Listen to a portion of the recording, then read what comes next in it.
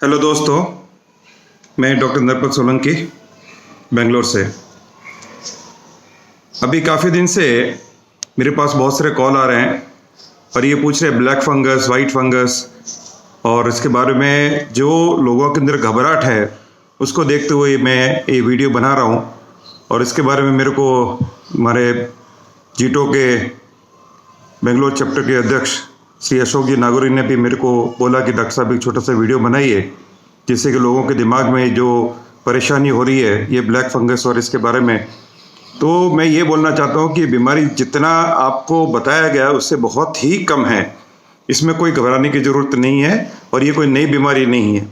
ये कोई कोरोना से इसका डायरेक्ट रिलेशन कभी भी कुछ भी नहीं है। ये क्या हुआ है कि ये मीडिया ने जो भी टीवी के ऊपर है या अपने न्यूज़पेपर में देखते हैं वो लोग एक टीआरपी के चक्कर में इतनी सारी इसने हवा खड़ा कर दिया है। मैं ये नहीं कहता कि बीमारी नहीं है, बीमारी है। जब मैं पढ़ता था, आज से 35 साल पहले की बात कर रहा हूँ, कि तब भी ये बीमारी होती थी। और ये बीमारी ऐसी है कि किसी एक से दूसरे में कभी भी नहीं जाती है। और ये बीमारी किस में आती है उसके बारे में मैं आपको थोड़ी सी जानकारी देना चाहूँगा। ये बीमारी ज़्यादातर जिनके अंदर इम्यूनो कम्प्रोमाइज्ड लोग होते हैं, जैसे किसी को कैंसर है या कैंसर की दवाई चल रही है, या जो बॉडी से बहुत वीक है, या तीसरा जो अनकंट्रोल्ड डायबिटीज़ है, या जिनको स्टेरॉइड्स ले रहे हैं वो किसी भी कारण से, वेदर कोविड के कारण ले रहे थे या नॉन कोविड के कारण ले रहे थे, या जो लोग काफ़ी दिन तक आईसीयू में रहे हैं जिनको कंटिन्यूस ऑक्सीजन लगी है, या जो वेंटिलेटर पे रहे हैं, उन लोगों को ये बीमारी आने के ज़्यादा चांस रहते हैं। बाकी नॉर्मल पॉपुलेशन में चांसेस मैं बोलता हूँ कि लाख में एक भी नहीं है कि 10 लाख में भी एक नहीं है, क्योंकि नॉर्मल में बीमारी आती नहीं है। ये एक्चुअल में ये फंगस, ब्लैक फंगस जो भी बोल रहे हैं, इसका मेडिकल नाम है वो है म्यूकोमाइकोसिस।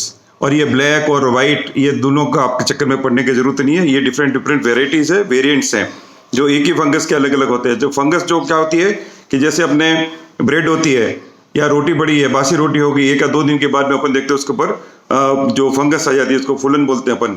तो वो फंगस है, वो की वो चीज़ यहाँ होती है। जहाँ पे भी नमी ज़्यादा होगी वहाँ पे ये फंगस ग्रो करती है। बट अनफॉर्चुनेटली क्या है कि जब भी बॉडी में ये फंगस आ जाती है तो इसका इलाज ज़रा मुश्किल हो जाता है।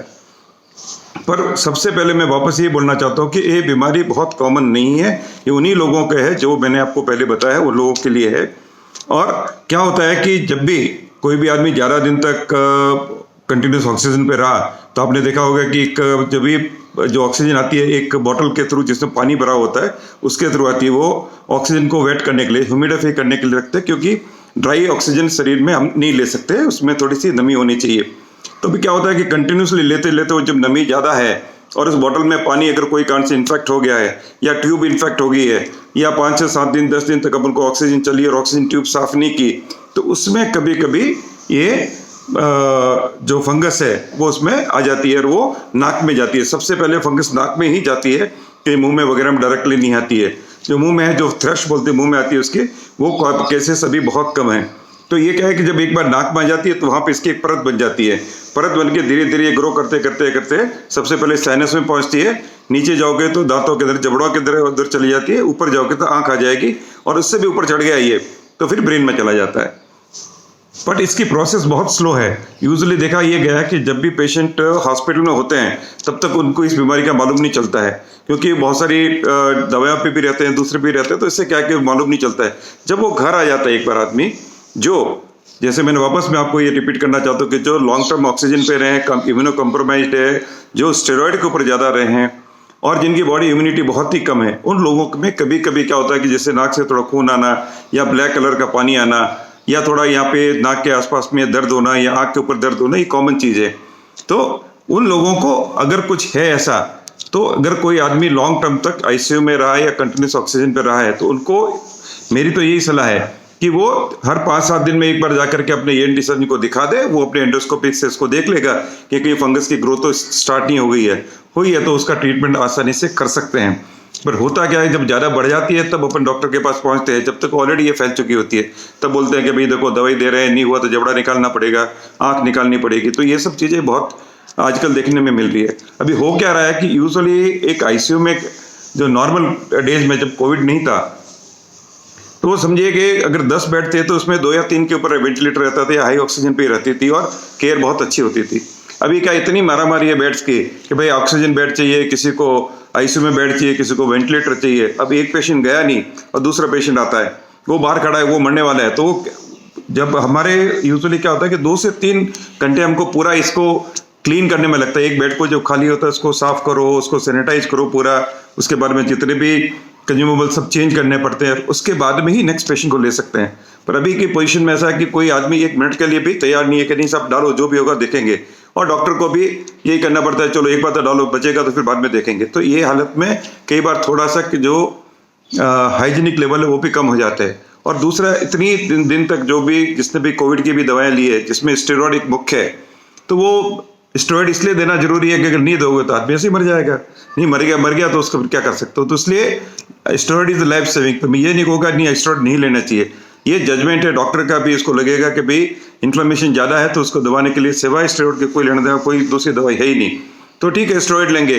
पर स्टेरॉइड के बाद में जो इसके साइड इफेक्ट आ रहे हैं उसके लिए आप 4-5 दिन में या 7 दिन में एक बार जाके अपने ENT सर्जन को, डॉक्टर को दिखा दो कि भाई मेरे को कोई ऐसी प्रॉब्लम तो नहीं है, या आपको कोई सिम्टम है कि जैसे मैंने आपको 4-5 सिम्टम बताए थे कि वो सिम्टम है तो आप उनको जरूर दिखाइए। पर इसमें जो percentage of the infected patient with mucormycosis इस बहुत ही कम। 1000 में से अगर 1000 आदमी आईसीयू में एडमिट हुए हैं तो 4 या 5 को ही हो सकता है।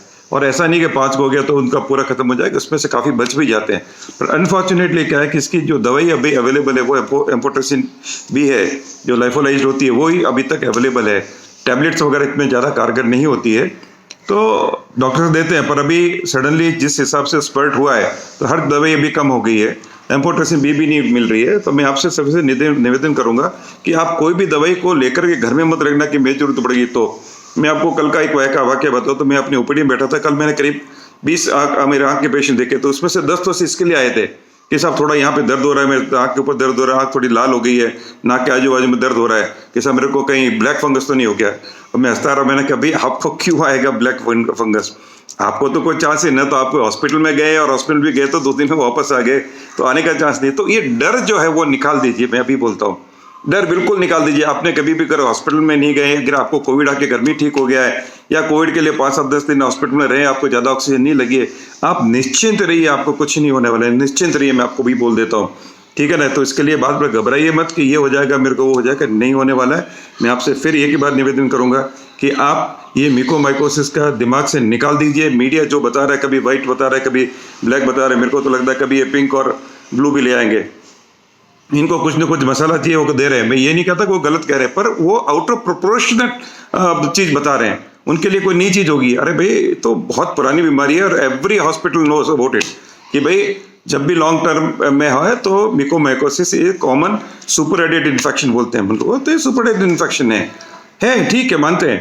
पर इसका ट्रीटमेंट भी अगर सही से टाइम से हो जाता है तो अच्छा है। पर कब जब बहुत ज़्यादा लेट हो जाता है तो एक बात एक अलग है। और जैसे मैं बोला कि लाखों में से एक होता है, आप क्यों डरते हो, तो मैं आपसे फिर भी निवेदन करता हूँ कि प्लीज़ आप इसको घबराइए नहीं, जो भी है आप आराम से रहिए। अगर आपको बहुत दिन तक आप आईसीयू में रहें, आप 4-5 दिन में डॉक्टर साहब के पास जाइए, अपने ENT वाले के वो क्या बोलते हैं, या आँख वाले डॉक्टर आँख की प्रॉब्लम तो आँख में जाइए, और आपको कोई तकलीफ नहीं आने वाली है। मैं आपको अभी भी बोलता हूँ। Thank you very much, thank you for listening once again, thanks.